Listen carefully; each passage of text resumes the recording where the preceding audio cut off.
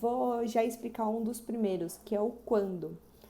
É sempre legal os noivos já saberem se tem uma data muito importante para o casamento. Às vezes é um aniversário de namoro, a data que foi pedido em casamento, a data de aniversário de noivado, uma data muito especial. Já tive casais que se casaram na mesma data do casamento dos pais, como uma forma de homenagem e também como uma forma de inspiração. Se é um casamento que deu certo, eles querem isso para eles também. Então, muito legal vocês primeiro pensarem no quando. Quando a gente pensa no quando é esse casamento, muitas coisas podem influenciar.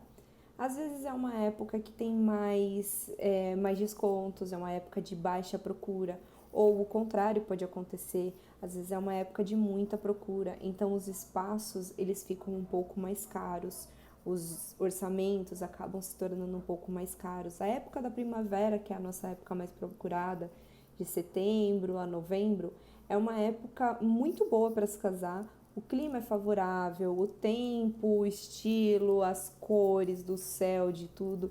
Então, é uma época muito procurada. Talvez essa época seja mais difícil de vocês conseguirem economizar, caso esse seja o intuito.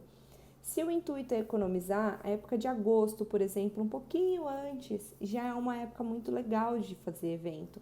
Janeiro, fevereiro também é muito bom para a gente fazer eventos mais econômicos.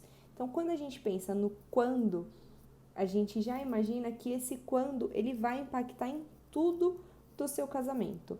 Então, é muito importante você ter ideia mais ou menos de quando você pretende se casar. Isso facilita na hora de vocês levantarem os orçamentos, porque com certeza vai ser a primeira pergunta de todo mundo. Quando vocês pretendem se casar? Se vocês deixarem essa data aberta, é possível também o espaço que vocês forem se casar, eles vão trazer as opções dentro desse quando mais aberto. Mas quando vocês já têm uma ideia básica do que vocês pretendem para o casamento, facilita bastante na hora de negociação. Então, primeira dica tá aí. Quando?